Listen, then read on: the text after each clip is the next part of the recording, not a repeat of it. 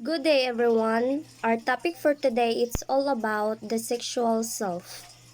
Puberty marks that start of sexual development in an individual. Physical changes starts and as an individual continues to adolescence. These changes are highlighted as sex hormones undergoing physical changes and producing feelings that are sexual in nature. Since sex is usually a taboo subject, most adolescents are confused with these feelings, how to handle them, who to ask about these sexual feelings, and what is considered normal and inappropriate sexual responses. The best way to understand this is to learn about human sexuality, to get know one's own body and response, and establish his sexual self. What is your sexual self? This is the part of yourself where you learn and understand your sexual development and how people's sexual activity, beliefs, behaviors, and responses. Your sexual self speaks of your sexual health, sexual orientation, gender identity, and expressions and values and sexuality. Sexual development is a lifelong process that starts at the moment of conceptions. Sexual developments can be predicted as a part of the human development, but not everyone is expected to have the same pattern of changes or the same pacing. Just for example, in secondary sex characteristics, many adolescents girls focused on their hips and develop their breasts, while males within at the shoulders changes their voice and height. So, there are three reasons why an individual's sex is important in lifelong development. First, each year, children come under increasing cultural pressures from parents, teachers, peer group, and society at large to develop attitude and behavior patterns that are considered appropriate for members of their sex. So, each year, ang mga bata or teenagers kay naga-experience og cultural pressure gikan sa ilang parents, teachers, and peer groups nga kinahanglan nila i-develop ang batasan nila nga sakto sa ilang sex or gender identity. Second, learning experiences are determined by the individual sex. In home, at school, in playgroups, children learn what is considered appropriate for members of their sex. So, ang ilang learning experience kay gina-determine sa nagkalahi-lahi nga sex or gender identity. Sa eskwelahan, balay ug bisan asa sa playgroups, ginatudloan sila unsang angay iak nila nga dapat appropriate sa ilang sex or gender identity. Third, the attitude of parents and other significant family members towards individuals are kanang different because of their sex. Strong preferences for a child of a given sex have marked influences on parents' attitude, affecting relationship with the child. So, sa third, ang batasan sa parents ug ubang family members kay magdepende sa sex or sexual orientation sa bata. Like, kung babae ang anak, mas stricto ang parents, protective, o kanang naay curfew every night. Kung lalaki pod, kanang pasagdan lang nila nga maglakaw kay wala may mawala or okay ra na maglakaw kay kaya nila protektahan ilang self. Sigmund Freud's psychosexual stages of development and the concept of erogenous zone. Freud's theory of adult personality is based on development stage, which each stage influencing adult characteristics. The adult stage formed by the end of the life is associated with stimulation and pleasure. Sigmund Freud proposed that personality development in childhood takes place during 5 psychosexual stages. The woman reproductive system. The woman reproductive system includes the male reproductive system which functions to produce undeposited sperm and the female reproductive system which functions to produce egg cells and to protect and nourish a fetus until birth. Women have the high level of sexual representation. The female reproductive system. The female reproductive system is made of the internal and external sexual organs that functions in the production of new offerings that humans and females reproductive system in immature at birth and develop to maturity at puberty to be able to produce gametes and to carry a fetus to full term. The male reproductive system. The male reproductive system is a series of organs located outside the body and around the pelvis region of male that contribute towards the reproduction purpose of primary direct functions of the male reproductive system. It's provide the male sperm for fertilization of the Human sexual response example. The four example of human sexual response is heart rate within and rate gets faster. Skin might become flushed. Blotches of redness might appear on the chest and back. Nipples become hardened or erect. Blood flows to the genitals increase, resulting in swelling of the human's clitoris and labia, inner lips, and erections of the man's penis. The sexual response cycle is a model that describes the physiological responses that take place during the sexual activity. According to William Masters and Virginia Johnson, the cycle consists of four phases. And the first is excitement, desire or arousal. Sexual urge occur in response to sexual cause or fantasies. And the second phase is orgasm. In males, feelings of the inevitability of ejaculations followed by ejaculation. In females, contractions of the walls of the lower third of the vagina. And the third phase is resolution. Increase in arousal occurs after orgasm, particularly in men. And the fourth phase, which is plateau phase, brief period occurs before orgasm. The basic biology of sexual behavior, teen sexual behavior. The change from child to adult is an especially dangerous time for adolescents in our society. From their earliest years, children watch television shows and movies that insists that sexual appeal is a personal quality that people need to develop to the fullest. Ang transition sa isa ka bata paingon sa kanang pagka dalaga or pagkaulitaw or adolescent kay crucial og delikado nga time para sa ila tungod sa atong palibot. Ang parents og mga batanon ga-agree sa uban aspect of view sa life.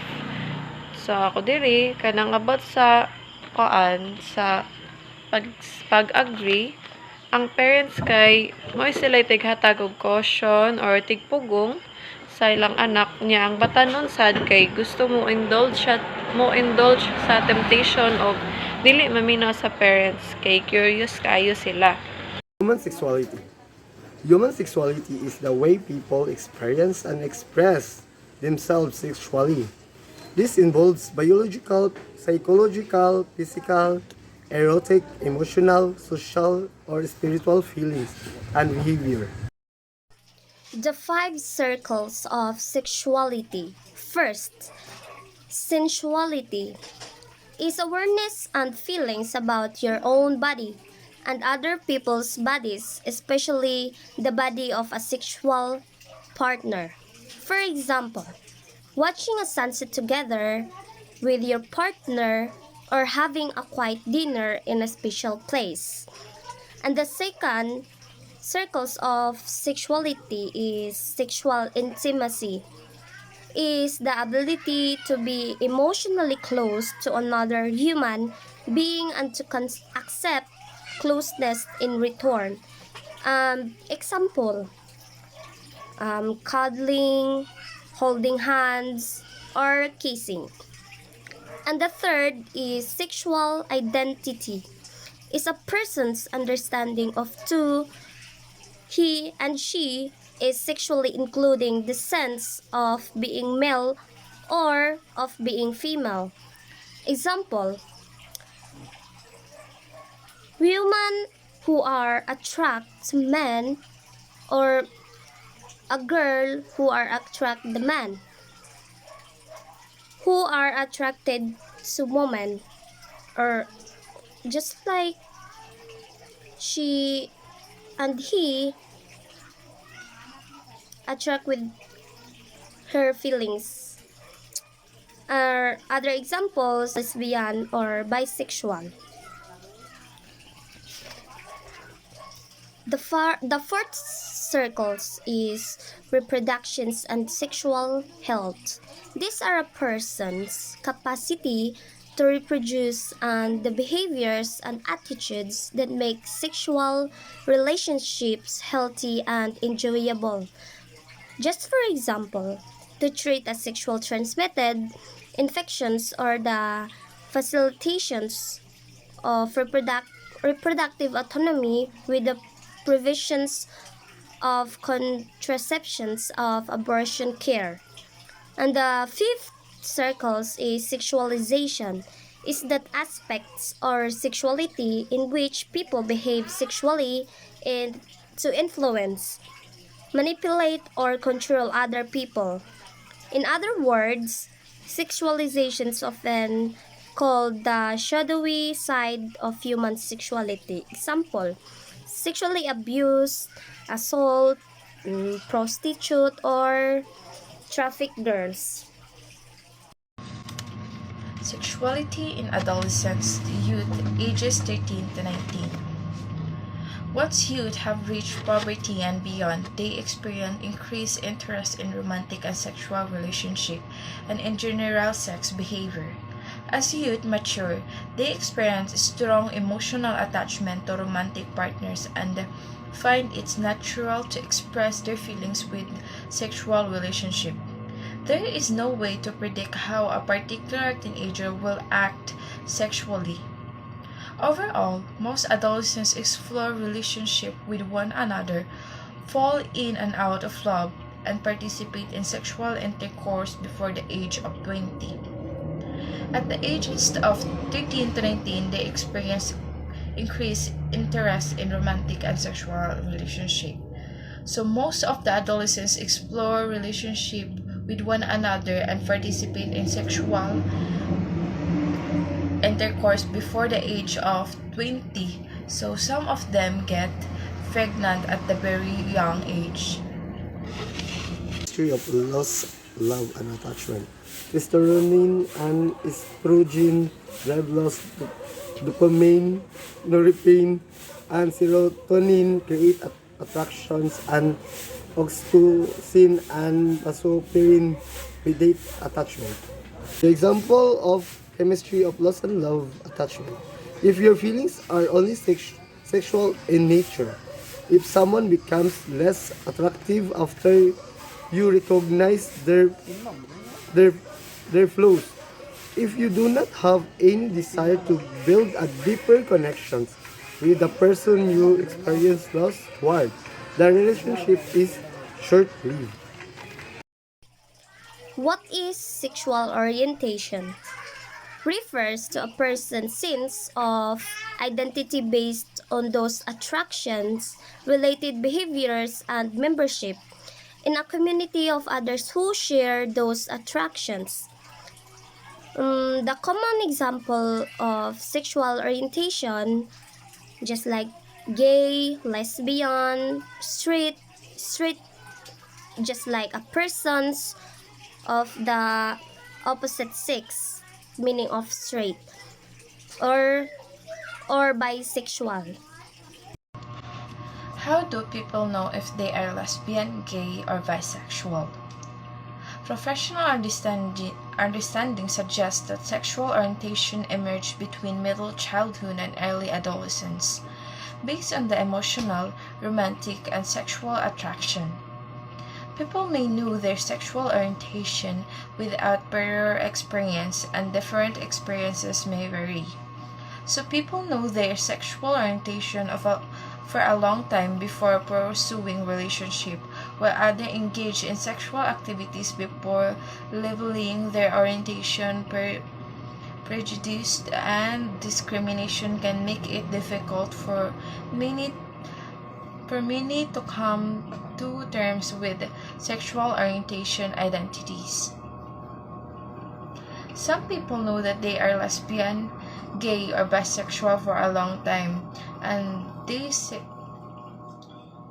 sexual orientation may emerge between middle childhood and early adolescence based on the emotional, romantic, and sexual attraction.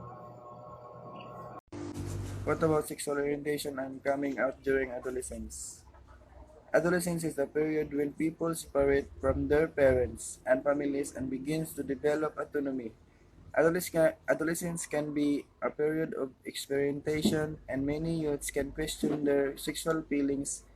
Becoming aware of sexual feelings is a normal developmental aspect of adolescence. Sexually transmitted disease and infections. Sexually transmitted disease or STD or sexual transmitted infection STI are infections that are passed from one person to another through sexual contact. They are usually spread through other sexual contact involving the penis, vagina, mouth, or anus. This is because some is STD, like herpes, and HIV are spread by skin contact. The example of the sexual transmitted disease infection, chlamydia, genital herpes, gonorrhea, HIV, HPV, public lice, syphilis, trichomonas. Sexual intercourse. Sexual intercourse is one of the most common behavior among women. Sexual intercourse is a behavior that may produce sexual pleasure that often culminates in orgasms in females and in males. Sexual intercourse may also result is pregnancy and or STD. Program for youth discussion of sexual intercourse is often limited to the mere mention of girl can get ridden fertility for first time male female penile vaginal accurate healthy information about sexual intercourse vaginal or anal. Example: sexual contacts between individuals involves penetration, especially the insertion of men's erect penis into a woman's vagina, especially culminating in orgasms and the ejaculation of semen. Premarital sex is a sexual activity practiced by people who are unmarried. It can be any sexual relations a person has prior to marriage. Example, ang pagtatalik sa isang tao o kaya couple na hindi pa kasal. Yan ang common example sa premarital sex or mga mag-asawa na naghihiwalay or divorce. Feeling ko example na din yan sa premarital sex. HIV or AIDS, human immunodeficiency virus. This is a retrovirus genetic info at REN than DNA. HIV is the virus that causes AIDS, and it is preventable and manageable but curable. AIDS is acquired immunodeficiency syndrome. Since this is syndrome, the there are several manifestation of the breakdown in body's immune system and have developed in people who have been infected by HIV. HIV or AIDS situationer in the Philippines here is the number of HIV or AIDS cases reported. Around the world, there are 448 million new infections of curable sexually transmitted infections which occur yearly. Let's proceed the next topic, teenage pregnancy. This is pregnancy in human females under the age of 20 at the time that the pregnancy ends. Pregnant teenagers face many of the same obstetrics issues as other women. It usually refers to teens between the age of 15 to 19, but it can include girls as young as 10. It's also called teen pregnancy or adolescent pregnancy. Education. The curriculum focuses on values, attitudes, communication, and negotiation skills as well as biological aspects of reproduction. Family planning or responsible parenthood. In the Philippine education, the concept of family planning is a mandatory topic in the curriculum. Family planning, also called responsible parenthood, is as old as humankind. It is a simple way of regulating and spacing the birth of children. It is giving birth according to the health and economic conditions of the family, giving birth of the mother according to her right age. Natural birth control employs natural control methods that people to do prevent an unintended pregnancy are without the use of modern artificial way contraception. These require commitment when you make the discussion, the discipline, and the self-control for it to be effective. This includes abstinence, fertility awareness methods, the rhythm calendar or the standard day method, other costs, the continued breastfeeding, all require disciplines and responsibility which the Catholic Church approves. Natural birth control is an option of people who cannot or don't want to use hormonal birth control methods to prevent pregnancy. Artificial birth control employs artificial control method to help prevent unintended pregnancy. Use modern contemporary measures such as contraceptive birth control pills, diaphragm male and female condoms, sperm cervical, today's sponge birth control, patch birth control, health birth control, implant vasectomy.